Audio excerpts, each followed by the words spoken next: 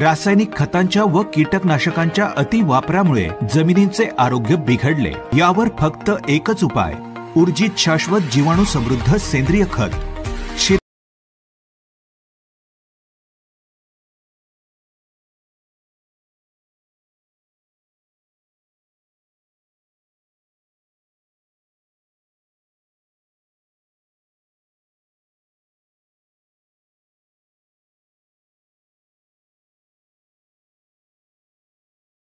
अधिकृत वितरक काजवा शेतकरी सेवा केंद्र पणदूर।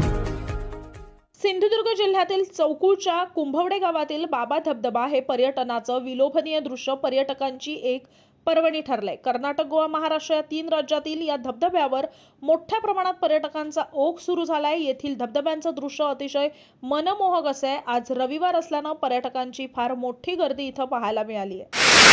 खरं तर सिंधुदुर्ग जिल्ह्यामध्ये मुसळधार पाऊस सुरू झाला आहे आणि या पावसामुळे सगळे जे आंबोली असेल, इथला जो बाबासाहेब कुपेकर यांच्या इकडचा हा जो धबधबा असेल, खरंच एवढे तुरुंब भरून वाहत आहेत आणि ओसंडत आहेत। त्याची जी मजा लुटण्यासाठी इथे जे पर्यटक आलेले आहेत, माझ्यासोबत जे एक पर्यटक आहेत ते बेळगाववरून इथे आलेले आहेत। त्यांना मी विचारतोय की तुम्ही कसा आनंद लुटताय, कशी मजा करताय, काय सांगाल? आम्ही आता धबधबा पाहून आमचं मन एकदम भरून आलेलं आहे। खूप सुंदर असा धबधबा पाहून आम्हाला आमचा जो थकवा असतोय कामाचा तो सर्व निघून गेलेला आहे आणि खूप आनंद मजा येते।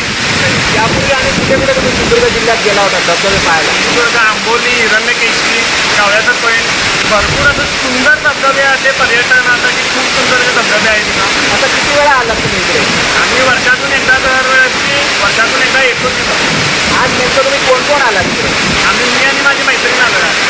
म्हणजे आज तुम्ही मजा करणार आहात? आज मजा होती नक्कीच। खरं तर हे जे बेळगावचे पर्यटक होते आणि ते खास करून या बाबासाहेब कुपेकर यांची जी प्रायव्हेट मालमत्ता आहे तिथे हा धबधबा आहे, तो धबधबा पाहण्यासाठी ते आलेत। ते खास आपल्या मैत्रिणीसोबत इथे एन्जॉय करण्यासाठी आलेत।